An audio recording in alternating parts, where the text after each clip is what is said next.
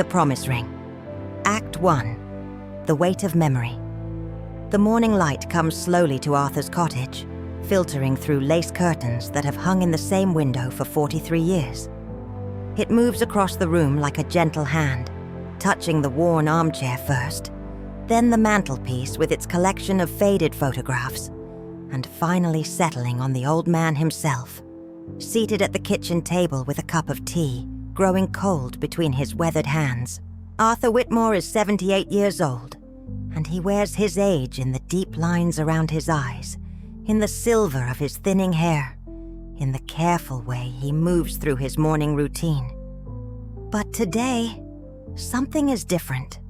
Today, his right hand keeps drifting to his shirt pocket, fingers brushing against a small velvet box that sits there like a secret, like a stone, like a question that has waited half a century to be answered. The kitchen is quiet except for the ticking of the grandfather clock in the hallway. That clock has measured every moment of Arthur's life in this house. It ticked through his wedding day, though not to the woman he thought it would. It ticked through the birth of his children, through Christmases and ordinary Tuesdays, through the slow, inevitable passing of his wife Sarah 3 years ago. And now, it ticks still, patient and relentless, as if time itself is waiting to see what Arthur will do with this particular morning. He sets down his teacup and finally withdraws the box from his pocket. The velvet is worn smooth in places, faded from royal blue to a dusty gray. His thumb traces the edge before he opens it with the careful reverence of someone handling something holy, something forbidden, something that could still break his heart after all these years. Inside, nestled on deteriorating satin, sits a ring. Not ornate, not expensive by any measure. A simple silver band with a small sapphire, modest and honest. The kind of ring a young man with more hope than money might choose. The sapphire catches the morning light and throws tiny blue stars across the kitchen wall. And Arthur watches them dance, remembering another morning, another lifetime, when he first placed this ring in this box and made a promise he never kept. Margaret. Her name is a whisper in his mind, a prayer, a confession. Margaret Thorne, with her auburn hair that caught fire in the sunset, with her laugh that sounded like music, with her eyes that saw straight through to the part of him he'd tried to keep hidden from the world. Margaret, who loved books and rainstorms and the way the moor looked in autumn. Margaret, who said yes when he asked her to marry him on a summer evening in 1967, beneath an oak tree that still stands at the edge of town. Arthur closes his eyes and he is 24 again, standing under that oak with dirt under his fingernails from the garage where he worked, and hope burning bright in his chest. He can feel Margaret's hand in his, can hear her voice saying, yes, yes, yes, can taste the salt of her happy tears when he kissed her. The ring had felt so light in his pocket that evening, so full of promise, so certain. But he never gave it to her. The memory shifts, darkens. Arthur opens his eyes and the kitchen comes back into focus, but the weight in his chest remains. He remembers his father's voice, hard and final, explaining that the garage was failing, that they needed Arthur to take over, to marry the owner's daughter and secure their future. He remembers his mother's tears, her pleas, the way she held his hands and told him that love was a luxury their family couldn't afford. He remembers Sarah Pemberton, kind and practical Sarah, looking at him with understanding and resignation, knowing she was his second choice but willing to be chosen anyway. And he remembers Margaret's face when he told her. The way the color drained from her cheeks, the way her hands trembled as she held the letter he'd written, explaining why he couldn't marry her, why he had to do his duty to his family.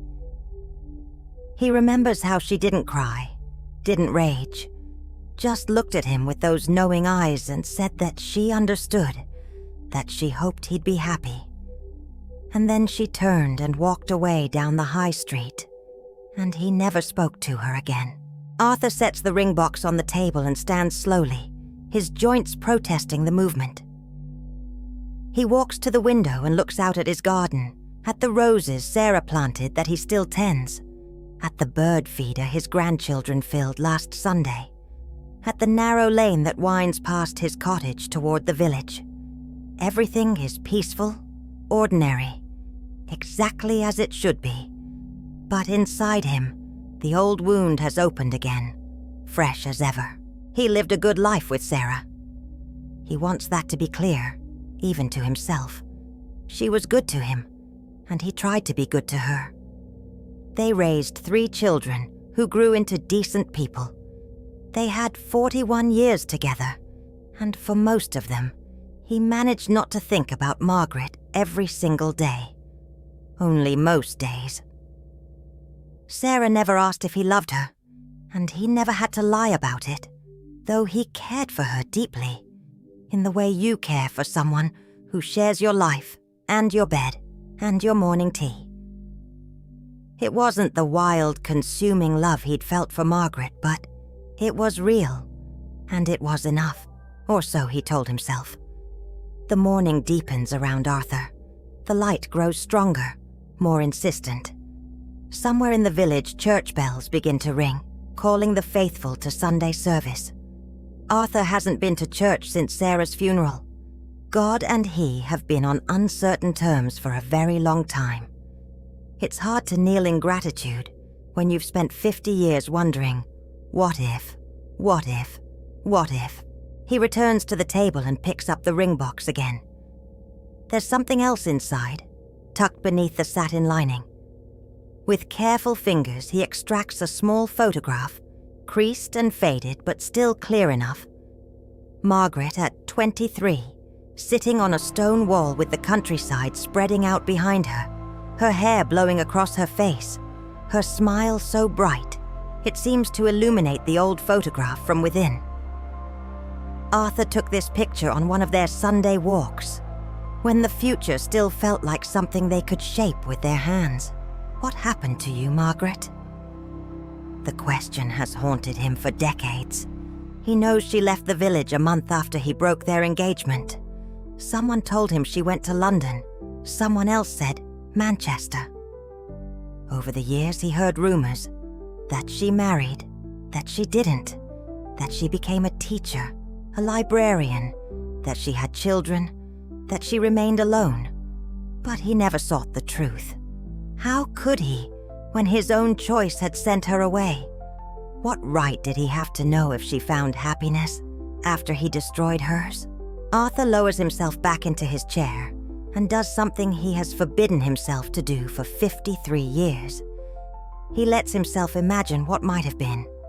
A different life, where he found the courage to choose love over duty, where he and Margaret married in the village church and found a small flat in Manchester or Leeds, where he worked as a mechanic and she taught school or worked in a bookshop, where they struggled for money but had each other, where they grew old together, where his children were also her children, where her face was the last thing he saw before sleep and the first thing he saw each morning. The fantasy is so vivid it hurts. He can almost hear her voice in the cottage calling him to breakfast, teasing him about the newspaper he reads from front to back every day. He can almost see her in the garden, her hands in the soil, her laugh floating through the open window. He can almost feel her beside him in bed, her warmth, her breath, her absolute presence. But when he opens his eyes, he is alone. The cottage is silent except for the clock. The photograph is just paper and chemicals, a ghost of something that was. And the ring is still unworn, still waiting, a promise unkept. Arthur rises once more and walks to the mantelpiece. Among the photographs of his children and grandchildren, there's a small wooden box he hasn't opened in years. Sarah never asked what was in it, respecting the private places everyone needs. Inside, he knows, are the letters. 36 letters he wrote to Margaret over the years, but never sent. Letters written at midnight when Sarah was asleep, and the loneliness became unbearable. Letters explaining, apologizing, confessing. Letters that started with "Dear Margaret" and ended with "I'm sorry," in all its various forms. He doesn't open the box. He's not sure he has the courage today. Instead, he looks at his family in their frames. His daughter Emma with her husband and their 2 boys. His son Peter with his wife and their daughter. His youngest, Thomas, who lives in Edinburgh and visits twice a year. They're good people. They came from his choice, from the life he built with Sarah. And yet, standing here in the morning light, Arthur wonders if they would have been just as good, just as loved, had they never existed at all. If other children, Margaret's children, would have brought him a different kind of joy. It's a terrible thought, and he banishes it immediately. This is the danger of old age, he thinks.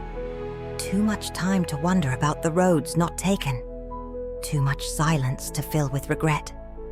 The morning light continues its patient journey across the room. Arthur returns to his chair, to his cold tea, to the ring that has become the center of his small universe on this particular Sunday. He picks up the box and holds it in both hands, feeling its weight, its possibility, its accusation. What do you do with an unkept promise? What do you do with love that had nowhere to go? What do you do when you're 78 years old and the person you should have given this ring to has vanished into the mist of time, and you're left holding evidence of your own cowardice? Arthur doesn't have answers. He's never had answers. That's the curse of living. You make your choices, and then you live with them. And wisdom, if it comes at all, comes too late to change anything. The clock chimes 9. The village will be emptying into the church. Mrs. Henderson next door will be arranging flowers for the altar. Young Tom, who delivers his groceries, will be in the back pew, texting on his phone.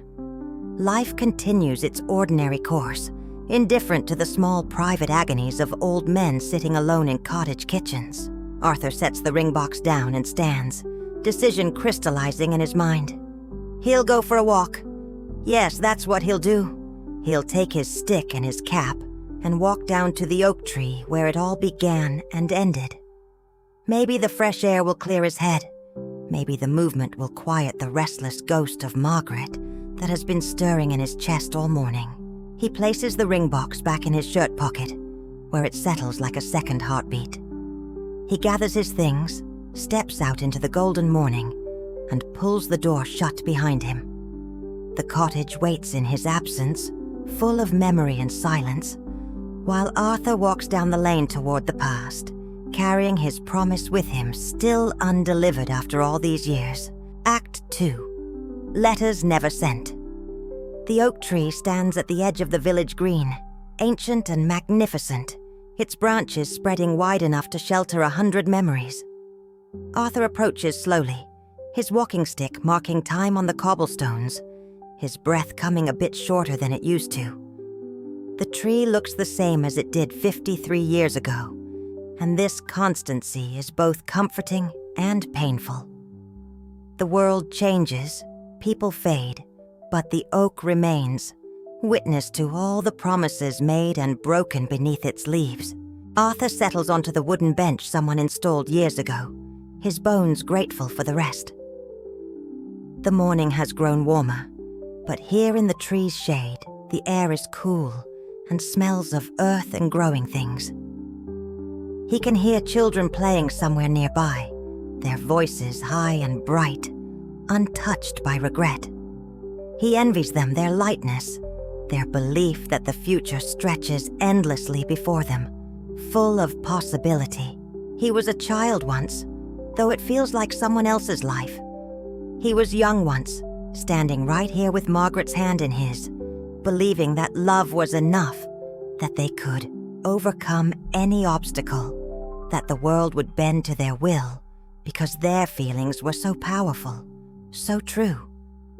How do you explain to your young self that the world doesn't bend, that it breaks you instead shapes you into something practical, something reasonable, something that fits into the narrow spaces life provides. Arthur removes the ring box from his pocket and opens it again. The sapphire catches the filtered light through the oak leaves, and for a moment he imagines he can see Margaret reflected in its surface. Not as she would be now, in her 70s, but as she was, always as she was, young and vital and his. He thinks about the letters, the box of unsent confessions sitting on his mantelpiece. Perhaps it's time to finally acknowledge what's in them, even if only to himself. The first letter he wrote 3 months after marrying Sarah. The wedding night had been awkward and sad, both of them going through motions that should have been joyful. When Sarah finally fell asleep, Arthur went downstairs and wrote by lamplight, his hand shaking with the weight of what he'd done. "Dear Margaret," he wrote, "I married Sarah Pemberton today. She wore white lace and carried roses, and she looked beautiful, and all I could see was your face. All I could think was that you should be the one walking toward me. I need you to know this wasn't what I wanted. I need you to know I'm sorry. I need you to know I will love you until I die." He sealed it, addressed it, and carried it in his pocket for a week before putting it in the wooden box, unsent, too cowardly to mail it, too honest to throw it away. The second came when Emma was born. He held his daughter and felt a surge of love so fierce it frightened him, and in the same breath felt crushing guilt that this child existed because Margaret didn't get the life she should have had. "Dear Margaret," that letter said, "I have a daughter. She has Sarah's chin and my mother's eyes. She is perfect, and I love her completely. But there should have been your children, Margaret, our children. And I wonder what they would have looked like, if they would have had your laugh. Your way of seeing beauty in everything, I wonder if they would have forgiven me." More letters followed over the years. When his father died and Arthur realized the garage he'd sacrificed everything for would close anyway. When Peter was born, when Thomas came along, when each of his children had their first day of school, their graduations, their weddings. Every milestone was a letter, every achievement a confession, every moment of happiness tainted with the question of what he'd given up to have it. He wrote to her when his mother passed, telling Margaret that she'd asked about her at the end, confused by medication, wondering when that lovely Thorne girl would come for tea again. He wrote when he read in the paper that the bookshop Margaret loved had closed down. He wrote on the anniversary of the day he proposed to her, every single year, marking the date like a wound that wouldn't heal. The letters grew more desperate as the years passed. "Dear Margaret, I saw a woman today with auburn hair and my heart stopped. It wasn't you. It's never you. But for a moment I let myself hope, and the disappointment nearly killed me. And later, dear Margaret, I'm 50 years old today. More than half my life is gone, and I spent it without you. What kind of fool wastes half his life? And later still, dear Margaret, do you ever think of me? Do you remember the oak tree? Do you remember how we planned to name our first child after your grandmother? Do you hate me? You should hate me." Arthur closes his eyes and feels the weight of all those words, all those confessions trapped in paper and ink, locked in a box, speaking to no one. What good are letters never sent? What good are apologies that never reach the person who deserved them? They're just evidence of his cowardice, documentation of his inability to either forget or fight for what he lost. But there's one letter he's never told anyone about. The last letter, written just 2 months ago, after Sarah's death had finally freed him from the obligation of pretending his heart was whole. That letter was different, shorter, more resigned. "Dear Margaret," it said simply, "I'm an old man now. Sarah is gone. My children are grown. I have grandchildren who call me on Sundays. I have a garden and a cottage and a life that looks full from the outside. But inside, there's still a place that belongs to you, that has always belonged to you, that will belong to you until I die. I bought a ring for you 53 years ago. I never gave it to you. I keep it with me now. When I die, it will be in my pocket, and maybe in whatever comes next, I'll finally find the courage to offer it to you properly. Maybe in death I can fix what I broke in life. I hope you're happy, wherever you are. I hope you found the love I was too weak to give you. And I hope someday, somehow, you might forgive me. Because God knows I've never forgiven myself. He sealed that letter like all the others. He placed it in the box. He has no idea if Margaret is even still alive. For all he knows, she died years ago, decades ago. Never knowing that he thought of her every day, that he carried his guilt like a stone in his chest, that he never stopped loving her even when he was being a good husband to someone else. Arthur opens his eyes and looks up through the oak's branches at the patches of sky visible between the leaves. A breeze stirs the tree, and it sounds almost like whispering, like the tree remembers everything it has witnessed and is trying to tell him something. But Arthur has never been good at listening. That's been his problem all along. The church bells ring in the distance, signaling the end of the service. People will be spilling out onto the street now, shaking hands, making plans for Sunday lunch, living their uncomplicated lives. Arthur envies them. He envies everyone who made the brave choice, the right choice, who followed their hearts instead of their fears. He thinks about Sarah again. Dear, patient Sarah, who never demanded more than he could give, who built a life with him, despite knowing she was his second choice. She deserved better. They both did. All three of them, Arthur, Sarah, and Margaret, deserved better than the mess he made of everything. Toward the end, when Sarah was sick and dying, she reached for his hand one evening and looked at him with clear eyes. She told him she knew about Margaret, had always known, could see it in the way he went quiet sometimes, in the faraway look he got on certain days. She told him she didn't regret their life together, that she'd chosen it knowing what she was getting, and that she hoped when she was gone, he'd find a way to let go of whatever he was carrying. She hoped he'd forgive himself. Arthur had cried then, for the first time in decades. He'd cried for Sarah's kindness, for her generous heart that let him keep his secrets, for the grace she showed him, even at the end. And he'd cried because her permission to let go felt impossible to accept. How do you let go of the person you should have been? How do you forgive yourself for choosing wrong when that choice defined your entire life?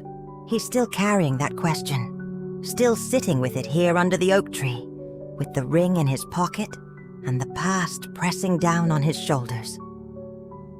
The morning is slipping away, becoming afternoon, and Arthur knows he should go home. His tea will be cold, his cottage will be waiting. His life will continue in its small, contained way until one day it simply stops. But before he rises, he allows himself one more memory. The last time he saw Margaret, the day he gave her the letter explaining why he couldn't marry her. She stood right where he's sitting now, reading his words with trembling hands. When she finished, she folded the letter carefully, looked up at him, and spoke words he's remembered with perfect clarity ever since. She told him she understood. She told him family was important, that duty mattered, that she didn't blame him for choosing to save his father's business and his mother's peace of mind. But then she said something else, something that has echoed in his mind for 53 years. She told him that understanding wasn't the same as agreeing, that she would have chosen him over anything, over everyone, and she wished he'd had the courage to do the same. She told him she hoped he'd be happy, but she didn't think he would be, not truly, because you can't be happy when you spend your life wondering, what if? You can't be fully present when half your heart is somewhere else." Then she gave him back the letter, turned and walked away. And Arthur, 24 years old and breaking apart inside, let her go. He watched her disappear around the corner of the high street, and he didn't run after her, didn't call her name, didn't change his mind. He just stood there, holding the letter, feeling the ring in his pocket, and let the future he wanted most slip away. Arthur stands now slowly, feeling every one of his 78 years. The bench creaks under his shifting weight. The oak tree rustles above him, patient and ancient. He tucks the ring box back into his pocket, picks up his walking stick, and begins the journey home. But he's only taken 3 steps when he hears it. A voice, a woman's voice calling his name. "Excuse me, are you Arthur Whitmore?" He turns, his heart suddenly pounding, and for one wild, impossible moment he thinks, but no. The woman walking toward him is young, maybe 30, with auburn hair that catches the light, and eyes that seem familiar, achingly familiar, though he's certain he's never seen her before. She's carrying a leather satchel and wearing a nervous smile, and Arthur's hands begin to shake for reasons he doesn't understand. "Yes," he manages. "I'm Arthur Whitmore." The woman stops a few feet away, studying his face with an intensity that makes him uncomfortable. Then she takes a breath and speaks words that will change everything. "My name is Emily Thorne," she says. "I'm Margaret's granddaughter, and I think it's time we talked." Act 3. A voice from the past. The world tilts. Arthur reaches for the bench, his walking stick clattering to the ground, his breath caught somewhere between his lungs and his throat. The young woman, Emily, moves quickly to steady him, her hand on his arm, her face concerned. "I'm sorry," she says quickly. "I didn't mean to shock you. Here, please, sit down." Arthur allows himself to be guided back to the bench, his mind reeling. Margaret's granddaughter, standing here in front of him. Which means Margaret had children, had grandchildren, had a whole life that existed beyond the frozen moment where Arthur's knowledge of her ends. She went on. She lived. And now a piece of that life is here, seeking him out, for reasons he can't begin to fathom. Emily sits beside him on the bench, maintaining a respectful distance, giving him time to collect himself. Up close, the resemblance is undeniable. She has Margaret's eyes, that particular shade of hazel that shifts between green and gold, depending on the light. She has the same way of tilting her head when she's thinking. Even her voice carries an echo of the one that has haunted his dreams for 53 years. "How?" Arthur begins, then stops, his throat too tight. He swallows and tries again. "How did you find me?" And Emily pulls her satchel into her lap and withdraws a worn envelope. "My grandmother passed away 2 months ago," she says softly, and Arthur feels something crack inside his chest. Gone. Margaret is gone. The possibility he didn't know he was still holding, that somehow, someday, he might see her again, might explain, might apologize, dissolves like smoke. She left instructions, letters to be delivered after she was gone. This one was for you. She holds out the envelope, and Arthur stares at it like it might burn him. His name is written on the front in handwriting he recognizes immediately, though it's shakier than he remembers, aged by time and illness. Margaret touched this paper. Margaret wrote his name. Even after everything, even after 53 years, she thought of him. His hand trembles as he takes the envelope. It's heavier than it should be, weighted with all the years between that last day under the oak tree and this moment. He holds it but doesn't open it. Not yet. Not with Emily watching. Not when he's barely holding himself together. "She talked about you," Emily says, her voice gentle. Not often, and not in detail. But sometimes, especially toward the end, your name would come up. She never married, you know.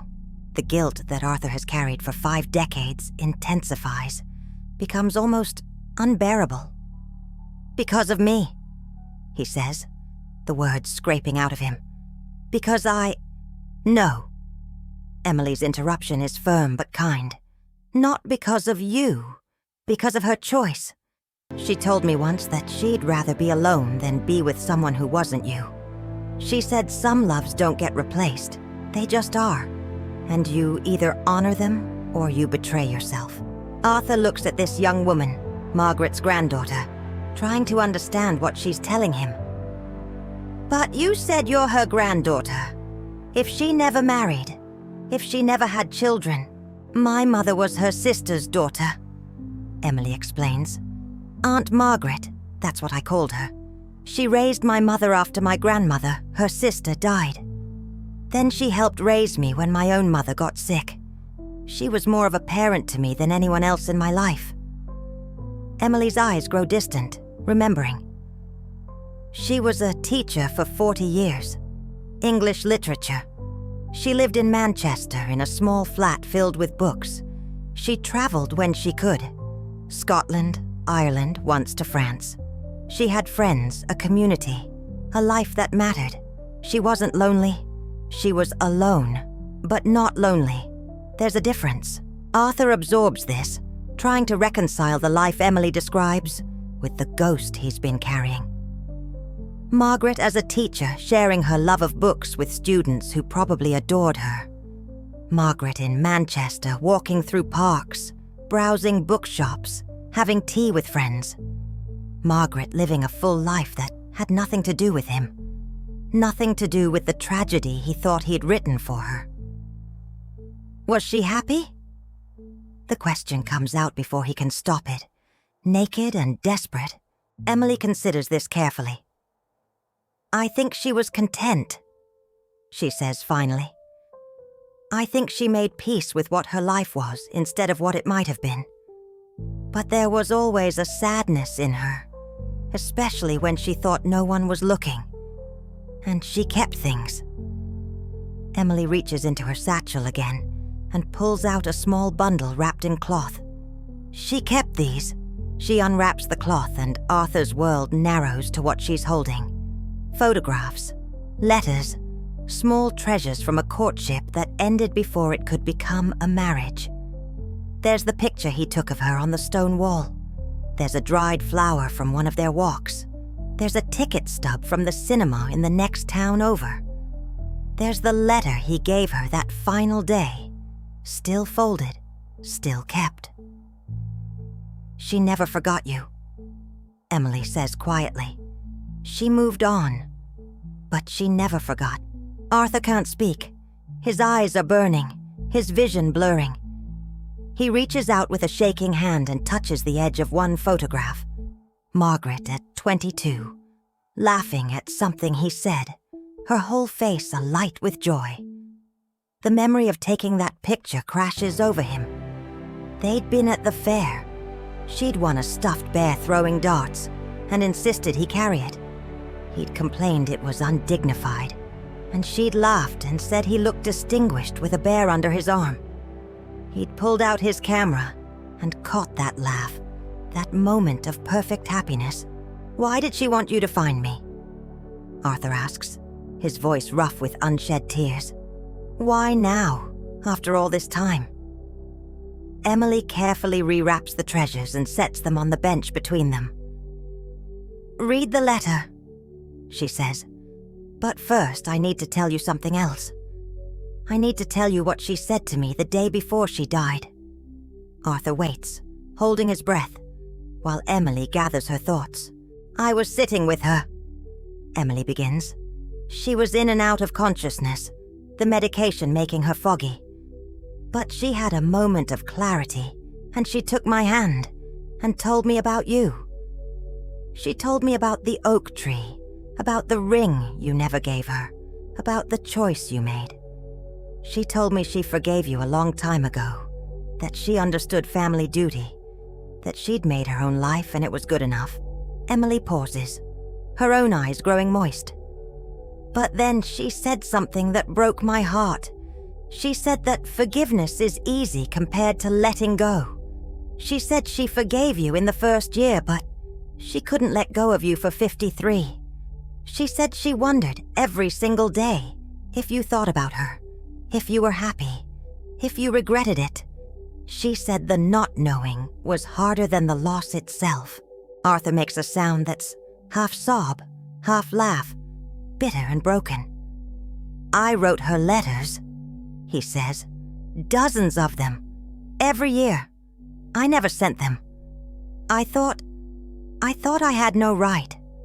I thought she'd moved on, that she wouldn't want to hear from the man who broke her heart. Emily is crying now, tears sliding down her cheeks. She waited for a letter, she whispers. She told me that in the early years, she'd check the post every day, hoping you'd write, hoping you'd tell her you'd made a mistake. But nothing ever came. The cruelty of it, the absolute senseless tragedy of it, crashes over Arthur like a wave. They were both waiting, both hoping, both locked in their separate prisons of silence and regret. He could have written. She would have answered. They could have had something, even if not everything, even if just words on paper crossing the distance between them. I'm sorry, Arthur says, though Emily isn't the one who deserves his apology. I'm so sorry. Emily wipes her eyes and reaches across to squeeze his hand. She knew, she says. Somehow, she knew. That's why she left you the letter. She wanted to release you from whatever you've been carrying. She wanted you to know that she lived, that she was okay, that you don't have to punish yourself anymore. Arthur looks down at the envelope still clutched in his other hand. He's as terrified to open it, terrified of what Margaret might say to him from beyond the grave, terrified that her words will either destroy him or save him, and he's not sure he's ready for either. Will you read it now? Emily asks gently.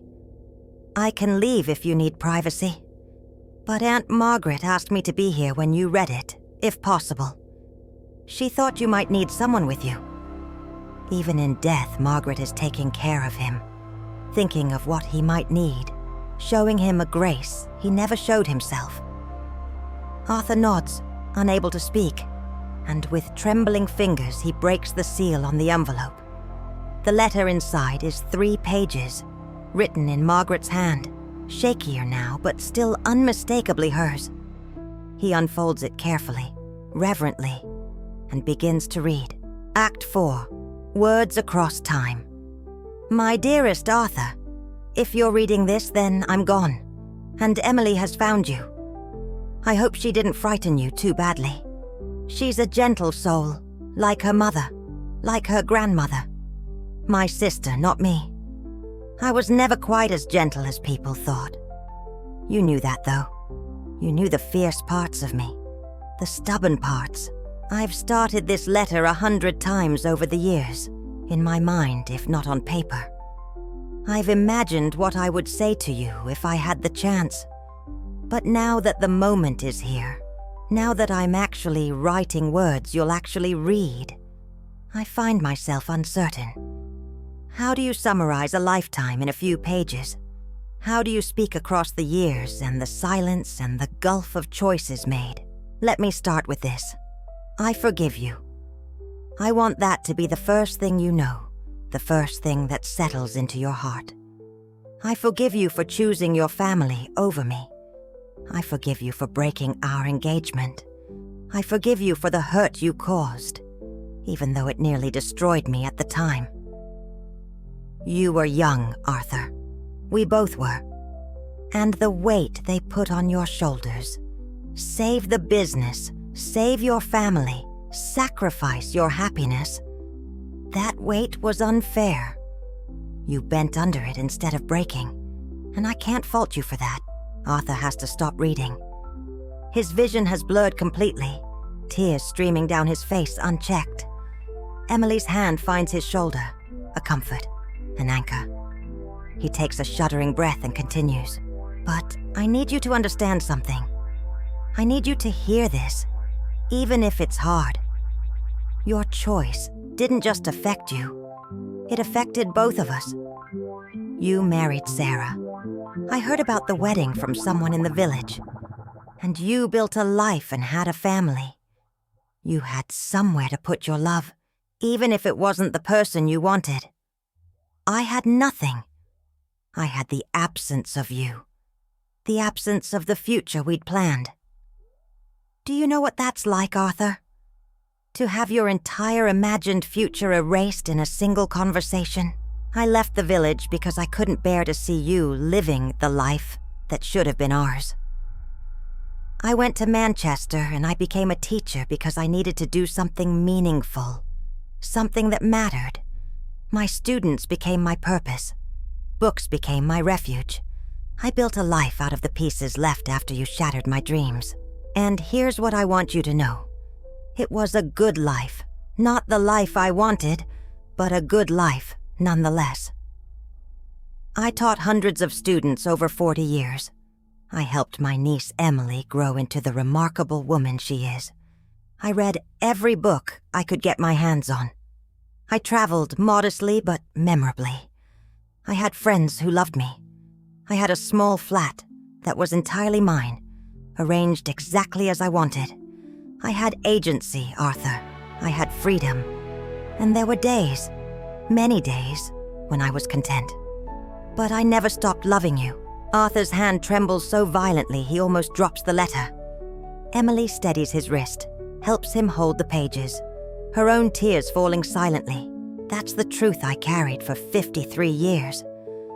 I moved on, but I didn't move past. You were the ghost in my life, the what if that colored everything else. Every man I met was measured against you and found wanting. Every opportunity for happiness was viewed through the lens of what I'd lost. I chose not to marry, not because no one asked, but because I couldn't give someone half a heart. It wouldn't have been fair to them, and it wouldn't have been honest to myself. So you see, Arthur, we both lost that day under the oak tree. You lost the woman you loved. I lost the man I loved. And we both spent our lives living with that loss in different ways. But here's what I've learned in my 76 years on this earth. Regret is a choice. Grief is inevitable. But regret is something we choose to carry. And I'm writing to you now because I want to release you from it. I want you to stop punishing yourself for the choice you made. I want you to let go of the guilt that I'm certain has followed you all these years. You made the best decision you could with the information and pressure you had at the time. You tried to do right by your family. There's honor in that, even if it broke both our hearts. Sarah deserved a full life with you, and I hope you gave her that. Your children deserved a present father, and I hope you were that. You deserved to find peace, and I hope somehow you did. As for me, I want you to know that I don't blame you for my life. Yes, you changed its trajectory. Yes, there were years of pain. But the life I built myself. The happiness I found myself. You didn't take that from me. You couldn't have. And I don't want you to carry the weight of my choices as if they were your responsibility. There's something Emily is going to tell you after you finish this letter. Something about what I kept, what I treasured, what I held on to all these years. And I want you to understand why I kept those things. Not because I was trapped in the past, but because they were proof of something real and true. What we had was real, Arthur. It may have been brief, but it was real. And that's worth remembering, worth honoring, even if it couldn't last. I'm dying as I write this. The cancer has spread, and the doctors say it's a matter of days now. Maybe weeks if I am unlucky. And as I face the end, as I look back over my life, I find I have very few regrets. I wish I'd traveled more. I wish I'd been braver in some of my choices. I wish I'd told the people I loved how much they meant to me more often. And I wish I'd written to you years ago. That's my greatest regret, Arthur. Not that I lost you, but that I never reached out across the silence. I never let you know that I was okay, that I forgave you, that I understood. I let you wonder and worry and carry that burden alone. And for that, I'm sorry. So here at the end, I'm reaching out. I'm telling you what I should have told you decades ago. I forgive you. I release you. And I want you to live whatever time you have left without the weight of me on your shoulders. There was a poem I used to teach my students by Rainer Maria Rilke. He wrote, "Perhaps all the dragons in our lives are princesses who are only waiting to see us act, just once, with beauty and courage." I used to think that meant we should face our fears, conquer our obstacles. But now, at the end, I understand it differently. Sometimes the dragon is the story we tell ourselves about our lives. And the courage we need is the courage to tell a different story. Tell yourself a different story, Arthur. Tell yourself that you were a man faced with impossible choices who did his best. Tell yourself that you loved deeply and that love mattered, even when it couldn't last.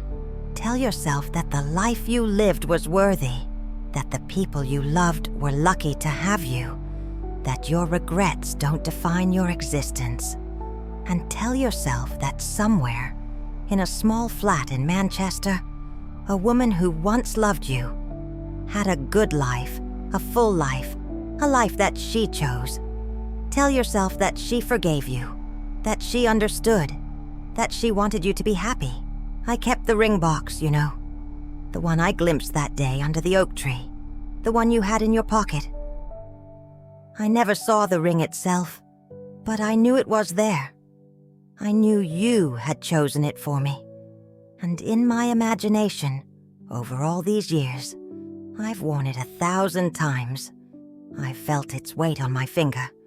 I've watched it catch the light. I've shown it to our imaginary children and told them the story of how their father proposed to me under an oak tree on a summer evening. That ring exists in 1,000 different timelines, Arthur. In 1,000 different lives we might have lived. And in each of those lives, I said yes. And we were happy. And we grew old together. And nothing ever separated us. But in this life, the only life we actually got, I still said yes. You just never heard it again after that last day. So I'm saying it now, across time and death. Yes. Yes to what we had. Yes to what we meant to each other. Yes to the love that was real, even though it couldn't last. Yes to the memory of you. Yes to forgiveness. Yes to letting go. Live, Arthur. Live fully. Let yourself be happy.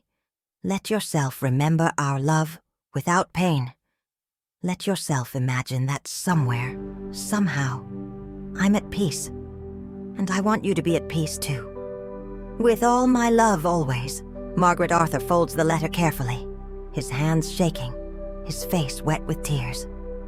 He sits in silence for a long moment, feeling the weight of Margaret's words settle into the hollow places inside him. Forgiveness, release, permission to lay down the burden he's carried for 53 years. Emily waits beside him, patient and kind, giving him the space to absorb what her grandmother has given him. Finally, Arthur turns to her, his voice rough. "She kept the ring box?" he asks. "How did she know I had it?" Emily nods and reaches into her satchel one more time. "She said she saw the shape of it in your pocket that day. She knew what it meant." Emily pulls out a small velvet box, faded, worn, remarkably similar to the one in Arthur's pocket. "She bought this the day after you ended the engagement. She said if she couldn't have the real thing, she'd have a placeholder, something to represent what might have been." She opens the box and inside, on deteriorating satin, sits an empty ring holder, waiting, all these years, for a ring that never came. Arthur stares at it, then slowly removes the box from his own pocket. He opens it, revealing the sapphire ring that has sat unworn for over 5 decades. 2 boxes, 2 people, 1 impossible love preserved across time. "She wanted you to have this," Emily says softly, holding out Margaret's empty box. "She said you'd understand what it meant." Arthur takes it with trembling hands. 2 halves of a promise, 2 pieces of a broken dream. He looks at Emily, at Margaret's eyes looking back at him through her granddaughter's face. "What do I do now?" he asks, the question of a lost man seeking direction. Emily smiles, sad and understanding. "You do what Aunt Margaret asked. You let go. You forgive yourself. You live the rest of your life without carrying us with you." She pauses, then adds, "But first, there's something else. Something she wanted me to give you a choice about." She pulls out a small envelope, sealed with instructions written on the outside in Margaret's hand. Arthur reads them. To be opened only if Arthur wishes to know everything. If not, burn this unopened. Some truths are mercies, some are burdens. Let him choose. "What is it?" Arthur asks. "I don't know," Emily admits. "She wouldn't tell me. She said it was something only you could decide if you were ready to know. You can open it, or I can take it away and destroy it. Whatever you choose," she said, "would be the right choice." Arthur holds the small envelope, feeling the weight of choice again. Some truths are mercies, some are burdens.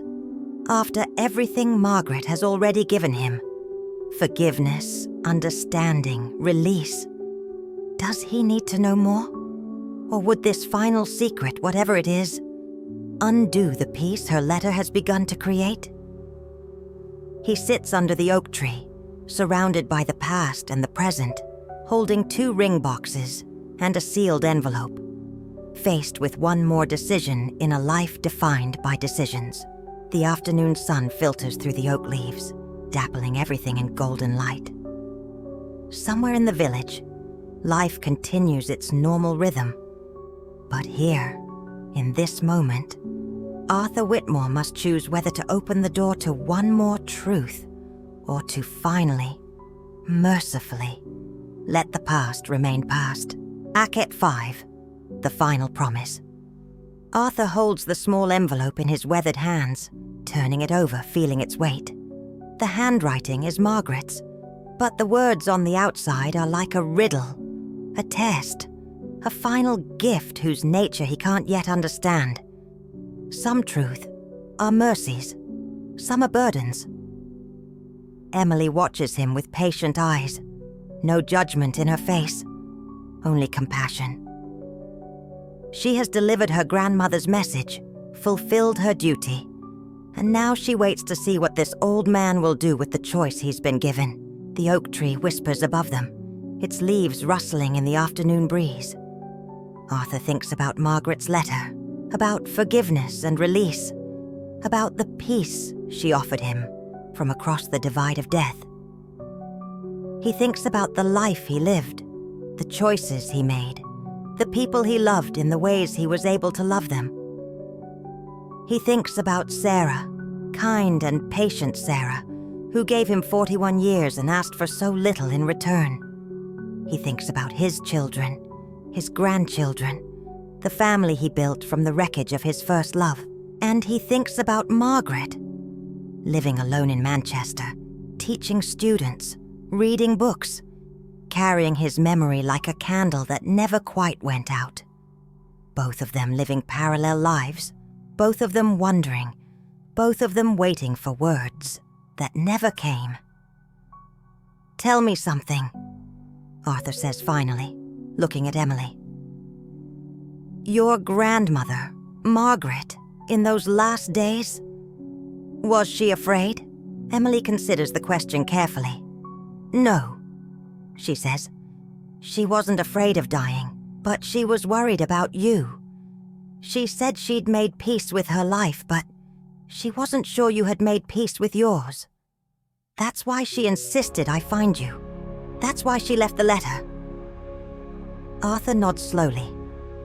Even at the end, Margaret was thinking of him, worrying about him, trying to take care of him from beyond the grave. The generosity of it humbles him. He looks down at the sealed envelope again. Inside could be anything. A confession that might shatter the fragile peace the letter has given him. A truth that might make everything worse. Or perhaps a final gift. A final piece of understanding that would complete the picture of their interrupted love.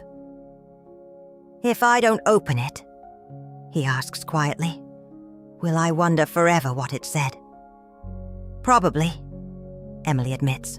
But Aunt Margaret thought wondering might be kinder than knowing. She said some things can't be unknown, and you should have the right to choose your burden. Arthur takes a deep breath. He's 78 years old. He doesn't have forever to carry new burdens. But he's also spent 53 years wondering, questioning, drowning in what-ifs and maybes. Is one more mystery worth carrying to his grave? In his pocket, he feels the weight of the sapphire ring, still unworn, still waiting. He looks at the empty ring box Emily gave him, Margaret's placeholder for a promise never fulfilled, and he makes his decision. "I'll open it," he says. "I've spent my life not knowing. If this is the last truth Margaret has to give me, then I owe it to her, to both of us, to receive it." Emily nods, understanding in her eyes. "Do you want me to stay or leave?" Arthur considers this. "Stay," he says. "Whatever's in here, I think I shouldn't be alone with it." He breaks the seal carefully, reverently, and pulls out a single sheet of paper. The handwriting is shakier than the letter, written perhaps in a moment of less clarity, near the very end. He unfolds it and begins to read. "Arthur, if you're reading this, you chose to know. I'm glad. Not because the knowing will make things easier, but because it means you're finally ready to hold the whole truth of what we were.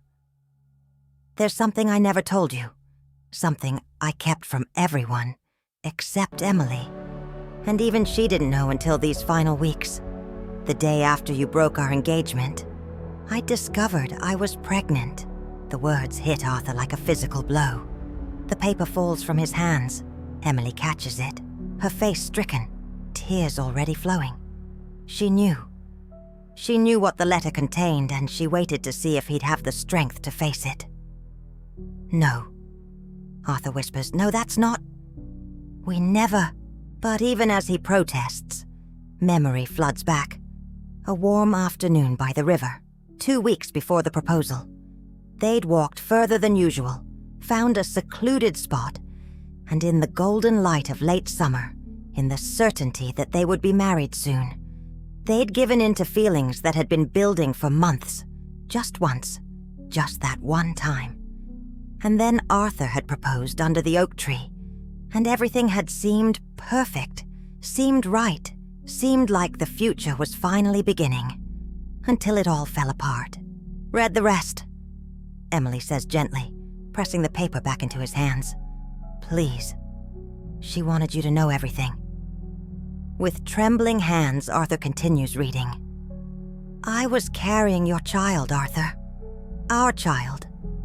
And when you told me you were marrying Sarah, I had a choice to make. I could tell you, trap you with obligation, force you to choose between your family's survival and our baby. Or I could let you go and handle it myself. I chose to let you go. I left the village and went to my cousin in Manchester. I had the baby there. A boy. He had your eyes, Arthur. Dark blue, serious, thoughtful. He had your hands. And for 6 perfect weeks I held him and loved him and tried to figure out how I could keep him, raise him, give him the life he deserved. But I was 23 years old, unmarried, with no money and no prospects. This was 1967, Arthur. The world wasn't kind to unwed mothers, and I was terrified that I couldn't give him what he needed, that my love wouldn't be enough to overcome the stigma, the poverty, the struggle. So I made the hardest decision of my life. I gave him up for adoption. A good family took him. The agency assured me they were kind people, educated, financially stable. They named him Thomas. I held him one last time, memorized every detail of his face, and then I let him go. I've thought about him every day since. I've wondered if he was happy, if he knew he was loved, if he grew up to be the man I imagined he could be. But I never searched for him. I promised myself I wouldn't disrupt his life, wouldn't burden him with the knowledge of his origins, unless he came looking for me. He never did. So, Arthur, there was a child. Our child. Born from the love we shared and given away because I couldn't bear to use him as a weapon to change your decision. You have a son you never knew about. He would be 53 years old now. He could be anywhere, anyone. He could have children of his own. You could be a grandfather twice over without ever knowing it. I'm sorry I never told you. I'm sorry I made that choice alone. But I'm not sorry I protected you from the burden of knowing when there was nothing you could do about it. You were building a life with Sarah. You were becoming a father to your children with her. Adding this knowledge would only have destroyed you. But now, at the end, I wanted you to know. I wanted you to understand that our love created something real. Something that lived and breathed and went out into the world. Even if we couldn't be together, even if everything fell apart, there was this. There is this. What you do with this information is up to you.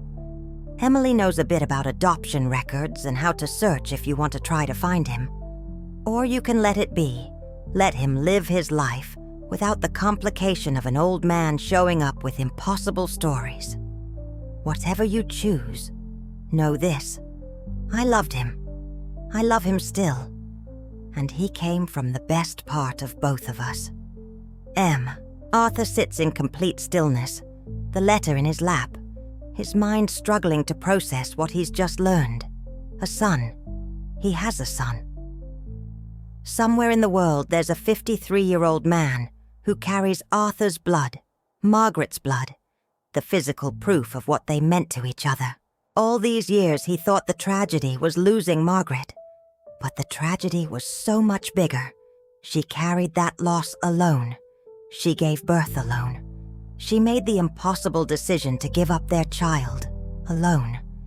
And then she lived 53 years knowing Arthur had a son he didn't know existed, carrying that secret like a stone in her heart. "Did you know?" Arthur asks Emily, his voice barely audible. "Before these last weeks, did you know?" Emily shakes her head. "She only told me a month before she died. She said she needed someone to help her decide whether to tell you. We talked about it for hours. I told her it was cruel to leave you not knowing. She said it would be cruel to burden you with knowing. In the end, she decided you should choose." Arthur looks at the ring in its box, the sapphire that was meant to seal a promise. What promise did he actually make? He promised to love Margaret forever, and he did. But he also promised his family he'd save them, and he did that too.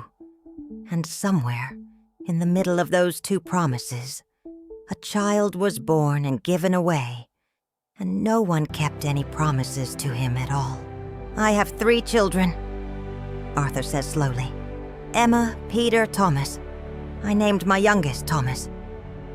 The coincidence hits him like a fist. Margaret knew. She would have heard about my children. She knew I named a son Thomas, and she never said anything. "Maybe it brought her comfort," Emily suggests gently. "Maybe knowing you gave that name to a child you loved helped her believe that somewhere, somehow, the son you shared carried something of what you felt." Arthur closes his eyes. He sees his life from a distance, all of it laid out like a map. Every choice, every consequence, every person affected by his decisions.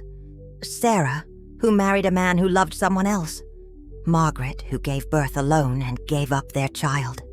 His 3 children with Sarah, who wouldn't exist if he'd chosen differently.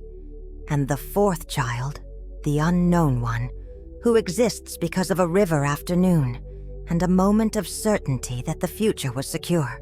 What should I do? Arthur asks, and he's not sure if he's asking Emily, asking God, or asking the ghost of Margaret that seems to hover in the air around the oak tree. Emily moves closer, takes his hand.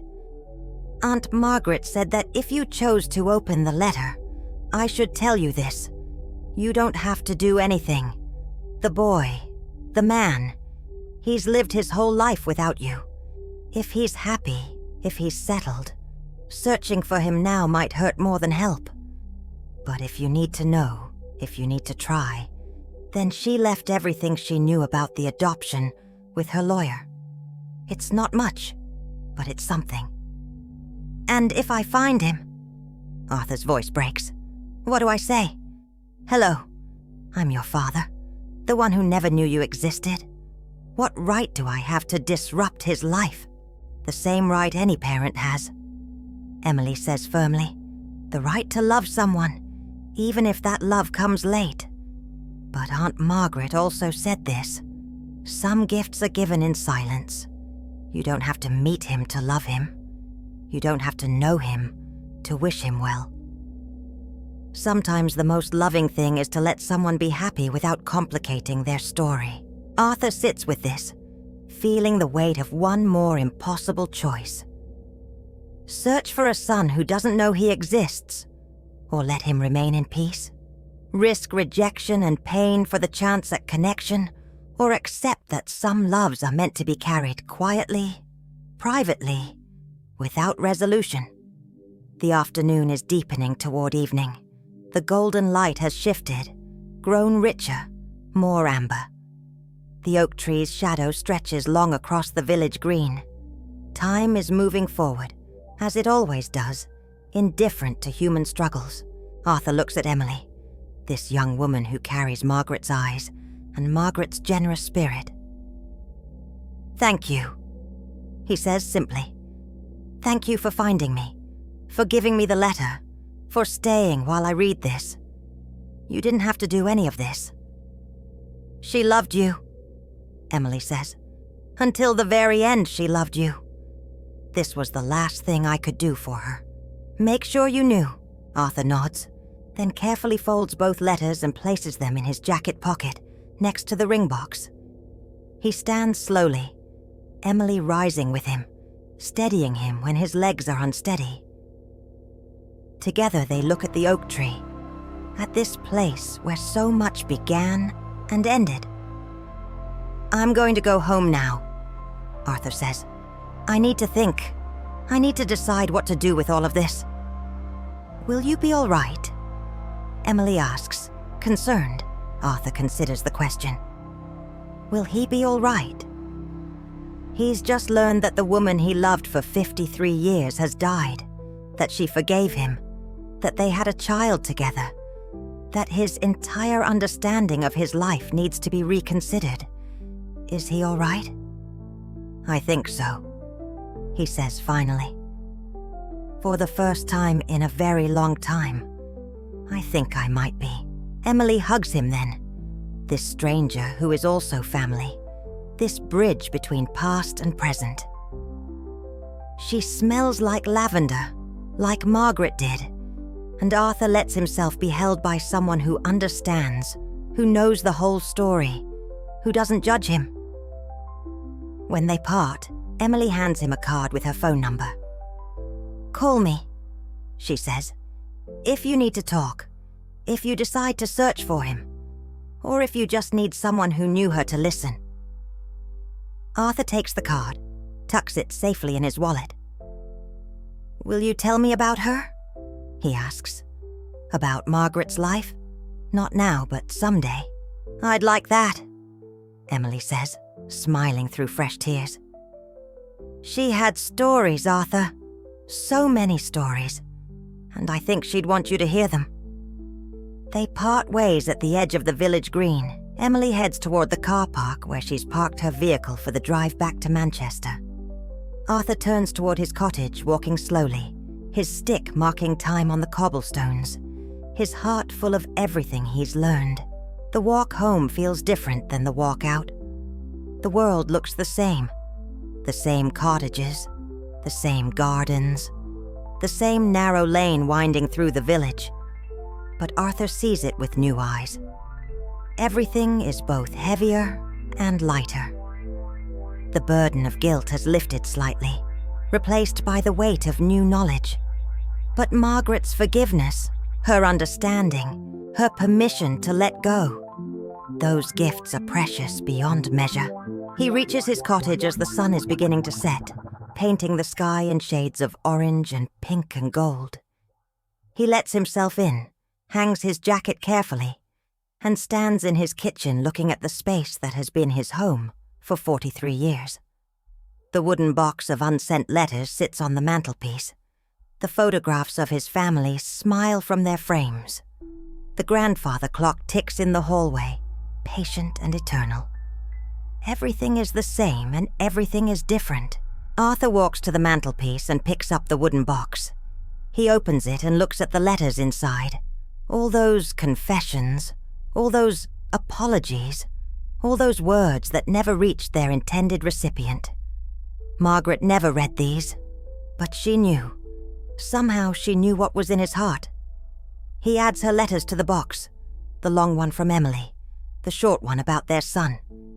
He places both ring boxes inside as well, the full one and the empty one, two halves of a whole that never quite came together in life. Then he closes the box gently and returns it to its place. But he doesn't lock it away this time.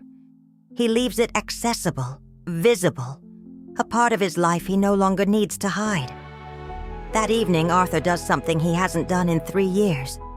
He picks up the phone and calls his daughter Emma. When she answers, surprised to hear from him on a weekday evening, he asks if she and her family would like to come for Sunday lunch. He'd like to see them. He has some things to tell them about his life, about their grandmother, about choices and consequences and love that endures.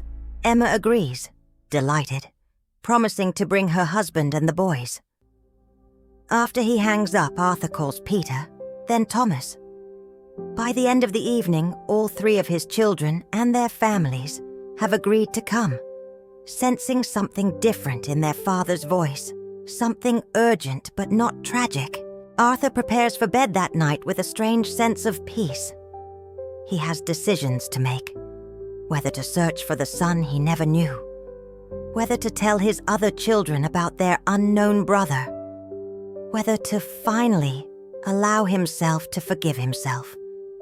But those decisions can wait until tomorrow, until next week, until he's had time to sit with everything he's learned. As he lies in bed, in the darkness of his room, Arthur talks to Margaret for the first time in 53 years. Not in a letter, not in his imagination, but aloud, as if she might hear him, wherever she is. He tells her he's sorry. He tells her he forgives her for keeping their son a secret. He tells her he understands why she made the choices she made. He tells her he loves her still, will always love her, but that he's finally ready to let the guilt go. He thanks her for the letter, for Emily, for the gift of knowing he was forgiven. And he promises her that he'll live the rest of his days trying to honor both the life he had and the life he didn't, trying to be grateful for what was instead of destroyed by what wasn't. The next morning, Arthur wakes to sunlight and birdsong. He makes his tea, sits at his kitchen table, and pulls out the card Emily gave him. On the back, she's written something he didn't notice yesterday. It's a quote in Margaret's handwriting. "The heart has its reasons which reason knows nothing of." Pascal. Margaret used to quote Pascal. She said love was the one thing that transcended logic, the one force that couldn't be explained or controlled or understood, only experienced and honored. Arthur sits with that thought for a long time. Then he takes out a piece of paper and begins to write. Not to Margaret this time, but to the son he never knew. A letter he may or may not send, may or may not deliver, but needs to write anyway. Dear Thomas, you don't know me. You may never know me. But I'm your father, and I want you to know that you were conceived in love, born from love, and have been loved every day of your life, even though I didn't know you existed until yesterday. The words flow slowly at first, then faster. Arthur writes about Margaret, about their love, about the choice he made that led to the choice she made. He writes about discovering the truth, about the regret and the wonder of knowing he has a fourth child. He writes that if Thomas is happy, has a family, has a life that's full, then Arthur won't disrupt it. But if Thomas ever wondered, ever wanted to know where he came from, then Arthur wants him to know that he came from something real, something true, something that mattered, something. He writes until his hand cramps, until the morning has become afternoon, until he's said everything he needs to say. Then he signs it, seals it, and sets it aside. He'll decide later whether to send it, whether to search, whether to risk the pain of rejection for the possibility of connection. For now, it's enough to have written it, to have acknowledged this son, this surprise, this final gift from Margaret. Sunday arrives, and Arthur's cottage fills with family. His children and grandchildren arrive bearing food and laughter, and the chaotic energy of the young. Arthur watches them, really watches them, seeing Sarah in their faces, seeing himself in their gestures, seeing the life he built despite everything. After lunch, when the grandchildren are playing in the garden and his children are clearing dishes, Arthur asks them to sit with him. He tells them there's something they should know, and slowly, carefully, he tells them about Margaret, about the love he had before their mother, about the choice he made, about the guilt he carried. He doesn't tell them about their unknown brother, not yet. Not until he's decided what to do about that. But he tells them enough. Emma cries. Peter grows quiet. Thomas asks thoughtful questions, but all of them, in their own way, seem relieved, as if some mystery about their father has finally been explained, as if his distance, his melancholy, his sense of living slightly outside his own life, all of it finally makes sense. "Did you love Mum?" Emma asks, and Arthur hears the fear in her voice. "Yes," Arthur says truthfully. "Not the way I loved Margaret, but yes, deeply. Your mother was a good woman, and she gave me a good life, and she gave me you three, which means she gave me everything that matters." They talk long into the afternoon, and Arthur feels lighter than he has in years. Secrets kept in darkness grow heavy and distorted. Brought into the light, examined and acknowledged, they lose some of their power. As his family's leaving, Emma hugs him tightly. "I'm glad you told us," she whispers. "I'm glad we finally know who you really are, who he really is." Arthur thinks about that as he waves goodbye, as he watches his family drive away. Who is he? A man who made difficult choices. A man who loved and loved again in different ways. A man who failed and tried and kept going. A man who carried regret for 53 years but is finally learning to set it down. The weeks pass. Arthur meets with Emily twice more, and she tells him stories about Margaret's life, the students she inspired, the books she loved, the small joys she found. Arthur listens, grateful for every detail, building a picture of the woman Margaret became after he lost her. And slowly, Arthur makes his decision about the son. He won't search. He won't disrupt. Margaret was right. Some gifts are given in silence. Instead, he takes the letter he wrote and places it with the others in the wooden box. He adds a note to his will, leaving instructions that after his death, If Thomas ever comes looking, if he ever wants to know his origins, everything in the box should be given to him. The letters, the rings, the story of his parents' love. But for now, Arthur lets him be. He wishes him well, wherever he is, whatever life he's built. He loves him from a distance, the way Margaret did, honoring his existence without burdening him with it. 1 year after Emily found him under the oak tree, Arthur returns to that spot. It's autumn now, and the leaves are turning gold and red and orange, falling in gentle drifts around the bench. He sits where he sat that transformative afternoon, and he takes out the sapphire ring one last time.